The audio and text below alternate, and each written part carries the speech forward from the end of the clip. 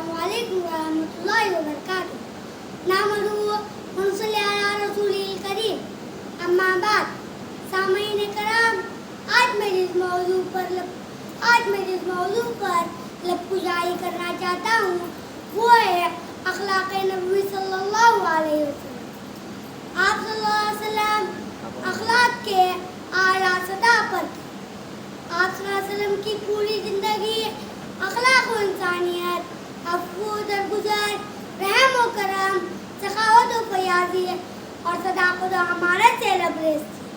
जिस तरह कुरान पाक की तफ़सीर मुकम्मल मुमकिन नहीं हो सकती, उसी तरह मोहम्मद मुस्तफ़ा सल्लल्लाहु अलैहि वसल्लम, अहमद मुज्तबा सल्लल्लाहु अलैहि वसल्लम के अखलाक़ का बयान भी मुकम्मल नहीं हो सकता। हज़रात, आप सल्लल्लाहु अलैहि वसल्लम को जिन लोगों के शर और जुल्म की वजह से मक्का मुअज़्ज़मा से हिजरत करके मदीना जाना पड़ा था, जब फतह मक्का के मौके पर पूरा जज़ीरतुल अरब आप सल्लल्लाहु अलैहि वसल्लम के दस्ते मुबारक के नीचे रहने के बावजूद उनसे इंतकाम लेने के बजाय आम माफ़ी का ऐलान कर देना नबी सल्लल्लाहु अलैहि वसल्लम के उसने अखलाक़ का आला नमूना है।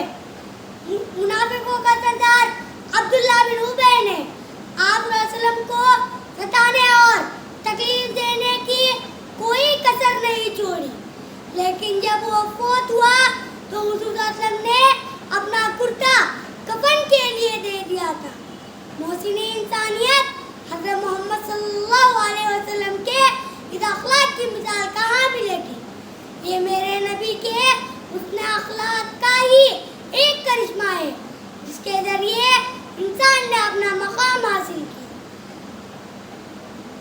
हज़रत आयशा रज़ियल्लाहु से आप सल्लल्लाहु अलैहि वसल्लम के अखलाक़ के बारे में पूछा गया तो आपने कान खुलुकुल कुरान कहकर बतला दिया कि आपके अखलाक़ तो सारा का सारा कुरान था।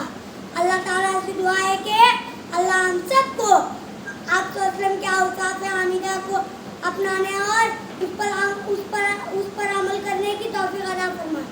आमीन सुम्मा आमीन व आखिरु दावाना अनिल हम्दुलिल्लाहि रब्बिल आलमीन।